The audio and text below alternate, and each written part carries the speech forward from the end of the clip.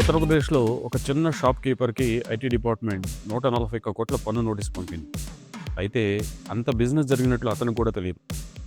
ఇంకో రాష్ట్రంలో ఒక ప్రొఫెషనల్ 3,500కు పైగా ఫేక్ బిజినెస్‌లు క్రియేట్ చేసి, బోగస్ ఇన్వాయిస్‌లతో దొంగ ఈవే బిల్ సృష్టించి 15,000 కోట్లకు పైగా జీఎస్టీ ఇన్పుట్ క్రెడిట్ క్లెయిమ్‌కు ప్రయత్నం జరిగింది. ఒక పాపులర్ టీవీ న్యూస్ జర్నలిస్ట్ ప్యాన్‌ని ఒక ఫేక్ బిజినెస్‌ని క్రియేట్ చేయడానికి వాడటంతో ఇది బయటకొచ్చింది.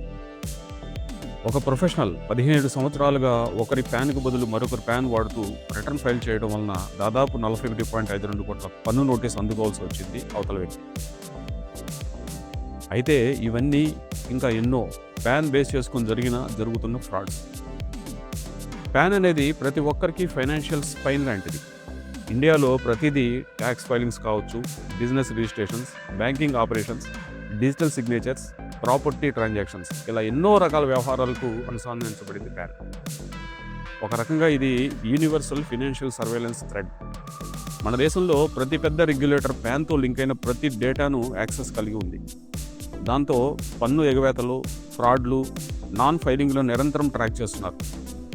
Income tax big data analytical ప్లాట్ఫామ్స్తో 30కి పైగా సోర్సుల నుండి డేటాను సేకరించి మీ ఫైనాన్షియల్ ప్రొఫైల్ను సిద్ధం చేస్తున్నాయి. మీ లైఫ్ స్టైల్ విధానం, మీరు డిక్లేర్ చేస్తున్న ఆదాయ వివరాలను కూడా ఒక కంట కనిపెడుతున్నాయి.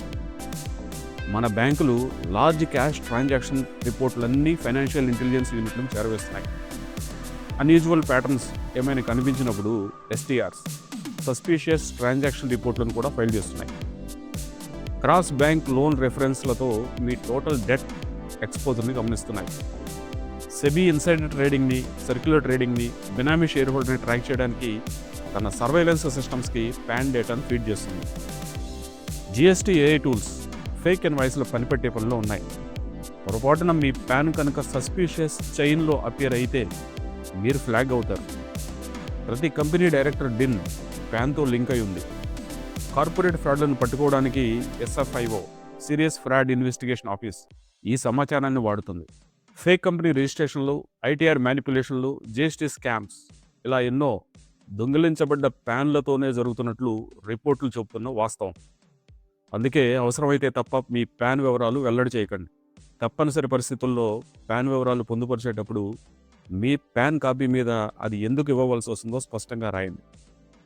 ఇదంతా ఇప్పుడు ఎందుకంటారా? ఏప్రిల్ 1 నుండి ప్యాన్కు సంబంధించిన నిబంధనలు కొద్దిగా మారుతున్నాయి. అవేంటో నెక్స్ట్ వీడియోలో తెలియజేస్తాం. Stay tuned. మీ బిజినెస్ ఆంధ్ర.